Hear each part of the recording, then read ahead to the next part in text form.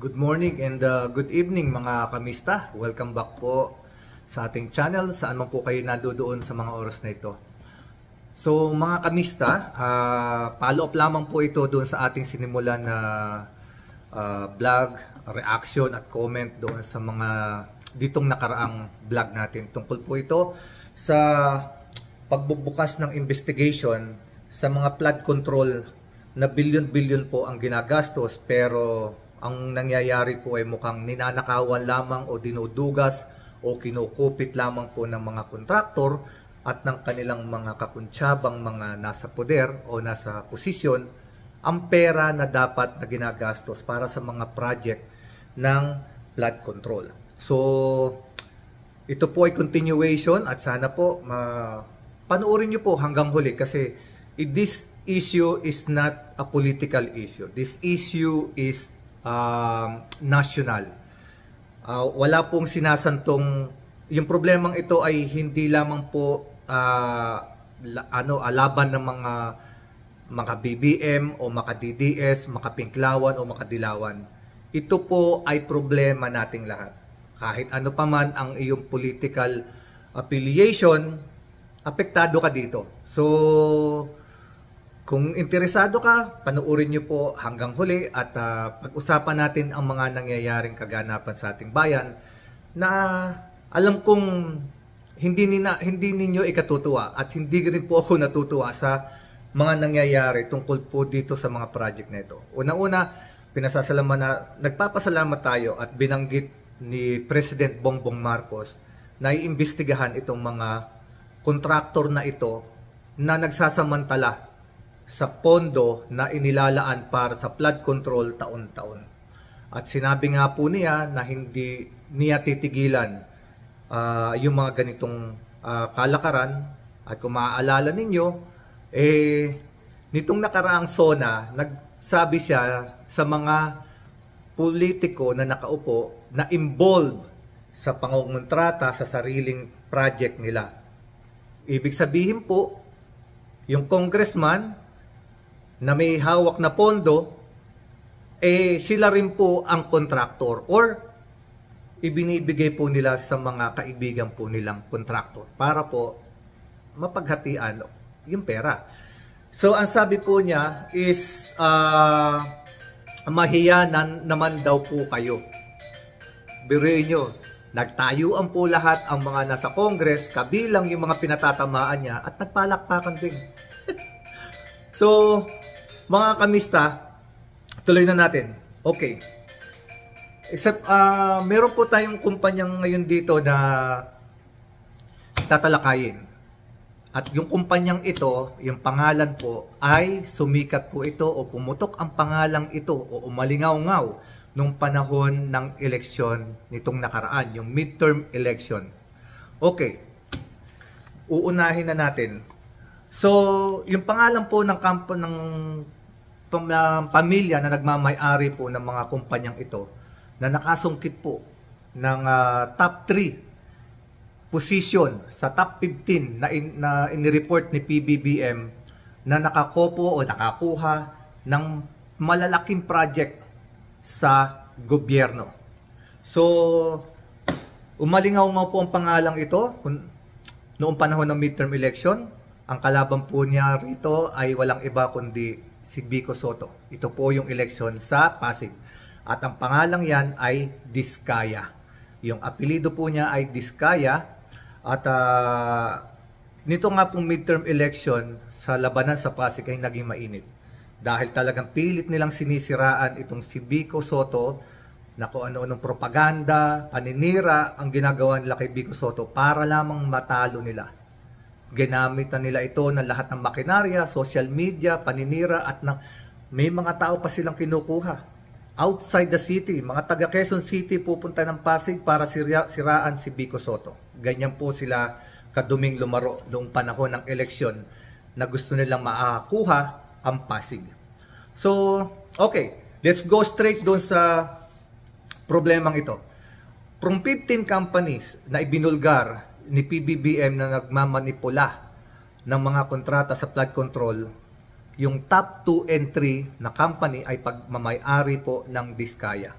Diskaya Family. Ito ang mga kumpanyang sumusunod: Alpha Omega General Contractor and Development Corporation na nakakuha ng pondo para sa flood control na kulang-kulang 7.5 billion pesos. At ito namang St. Timothy Construction ay nakakuha ng mahigit 7.3 billion pesos. Kaya nasa top 2 at top 3 po siya. Ngayon din po, may binanggit din po si PBBM na outside of the 15 contractor na talagang malalaki yung nakuha, meron pa rin pong isang pangalan na pumasok. Ito po yung contractor company na St. Gerald Construction na nakakuha naman ng mahigit 2.3 billion pesos na halaga ng flood control project. Nabisto ito dahil ito po ay isinumbong sa hotline ng Pangulo. So, suma total na nakuha ng tatlong company na yon is 17.1 billion pesos na tatlong kampanya na pagmamay-ari ng mga diskaya. Pero sa isang social media account ni Vico Sotto, dahil tumugon po siya sa panawagan ni PBBM na i-report itong mga kontraktor na nagmamalabis at gumagawa ng hindi maganda, ay inilagay din po niya sa kanyang Facebook account na hindi lamang po tatlo ang company ng mga diskaya, kundi siyam. Siyam na kumpanya na lahat ay engaged sa pangungontrata sa gobyerno ng flood control. So, according din po kay Undersecretary Claire Castro ng Palace Press Officer, sila yung mga kumpanya na nung panahon po ni former President Rodrigo Roa Duterte na namamayagpag sa pagkuha ng mga kontrata. We don't know what's the connection, pero ito po yung lumalabas sa record. Walang kinalaman naman siguro si former President dyan kasi siya lang naman ang nagpirma ng budget. Pero yung mga pinaghati-hatian na project, yung pinagdalhan, yun ang questionable. According to research group naman ng isang news channel, aabot ng kulang-kulang 31.6 billion pesos ang flood control project na nakuha ng Diskaya Family sa buong bansa. Mind you that, ha? Napakalaking pera. So, base po yan sa website na nakalagay po doon sa Isumbong Mo sa Pangulo. Yung website ng Isumbong sa Pangulo. So, mga kamista, doon po sa nangyari panawagan ni PBBM para po sa mga kontraktor na gumagawa ng ganitong ay meron pong isang mayor sa Iloilo na nagsumbong din. At isinumbong din po itong kumpanya ng mga diskaya. Ang sabi po niya, itong si Mayor Raisa Treñas, sinabi niya na doon sa top contractor na 15, dalawa po doon na contractor ay humahawak daw po ng flood control project sa kanyang lungsod. At umaabot daw po ng daan-daang milyon ang halaga ng mga project na hinahawakan doon sa kanyang lungsod. Pero ito po ang sinabi ni Mayor Raisa Treñas. Yun daw po mga project na ito is either non-functional, yung ginawa po ng Diskaya, ha? Non-functional, ibig sabihin daw po ginawa pero hindi tumatakbo, hindi gumagana. But instead, ito po ay nagdulot pa ng mas problemang baha. At sinabi rin po rin niya dito na yung ibang project din daw po na nakasaad doon sa project sa kanyang lungsod ay non-existent. Non-existent, ibig po sabihin, ghost project. Nandito po ang isang pinakamalaking problema, ghost project, mga kamista. Ito po ang nakapanggigil doon. Manggigigil ka kasi may pondo yung project, pero yung project wala naman pala. So walang gagawain. So may connivance. Sino nagkukonnive dito? Ito ba yung DPWH at saka yung contractor? Yung nag-award ba ng project kung kanino yung may hawak ng pondo? Kung congressman po yun, de syempre, sa kanya manggagaling ang pondo. I don't know kung paano ang nangyari dyan. Pero ang hindi maganda rito, pinopondohan mga ghost project. Ibig pong sabihin nun, kung itong isang ghost project ay nagkakahalaga ng 100 million, sabihin na lang natin 50 million. Pero kung meron pong 10 ghost project, that is 500 million. Eh hindi lang naman po siguro 10 ang ghost project na tumatakbo dyan kung talagang iimbestigahan. Mind this, mga kamista.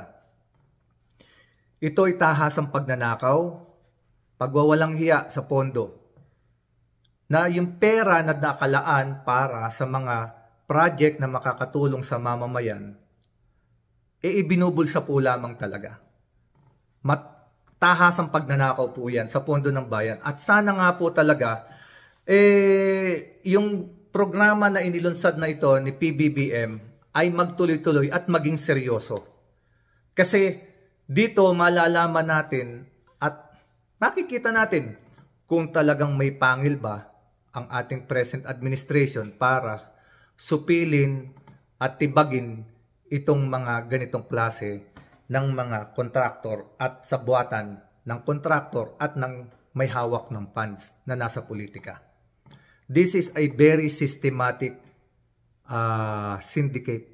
Systematikong sindikato na sa panahon na ito ay hindi tama. Kasi at kahit kailan ay hindi magiging tama, mga kamista. Ang ating reaksyon dito, mga kamista, nakakasama ng loob kasi taon-taon tumataas ang pondo para sa flood control project. Pero ngayon nakikita ng mamamayan, nararamdaman natin na hindi naman pala talaga ito inilalagay para sa tamang perspective ng pag-i-implement ng mga project. Kasi mga kamista, kung meron man pong ginawang project, nakikita ninyo, very, very substandard.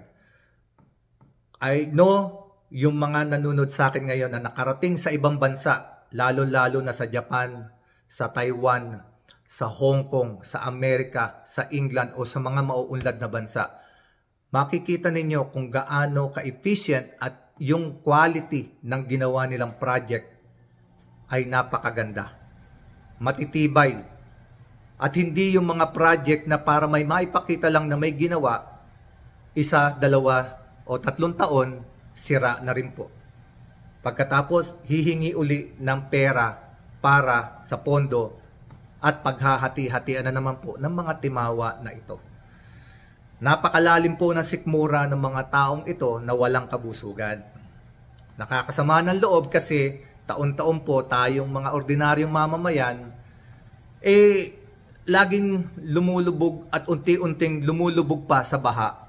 Nasisiraan ng mga property, yung mga sasakyan na lamang. Eskwelahan natin yung mga mag-aaral, nahihinto sa pag-aaral dahil baha. At yung ating ibang mga kababayan, nagbubuwis pa ng buhay, mga kamista, dahil sa pagbabaha. So mga kamista, ano sa palagay ninyo at ano sa tingin ninyo ang dapat gawain pa ng gobyerno? Bilang mamamayan, ikaw, ako, tayong lahat, hindi natin dapat tignan ng politika rito. Dahil kahit DDS ka pa, o BBM ka, dilawan ka, pinklawan ka, lahat tayo apektado dito. Dapat pare-parehas nating tutulan yung ganitong sistema.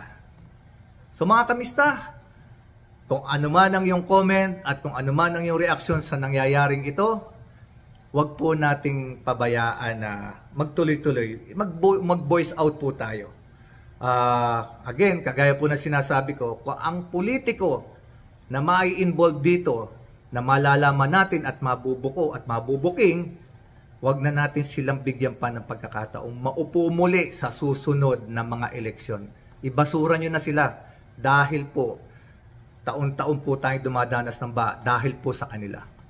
At ang ating pinakamatinding reaksyon dito para sa mga congressman o mga politiko na nagbigay po ng pondo na yan at nakihati sa mga kontraktor at doon sa mga nakipagkuntsabahan ng mga kontraktor.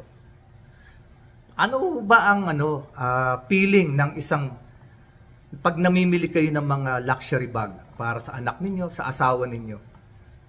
Ano ang feeling na yung pinambibili po ninyo ay galing po sa pandurugas po at pang-uumit ninyo sa pondo na dapat po ay para sa taong bayan? Namimili kayo ng mga sports car, ang lalaki ng bahay ninyo, kung saan-saan kayo nagbabakasyon, ang mga suot ninyong Rolex napakagaganda. Hindi namin yan pinaiinggitan. Pero ang tanong lang namin, gaano kayo kadayukdok sa pera?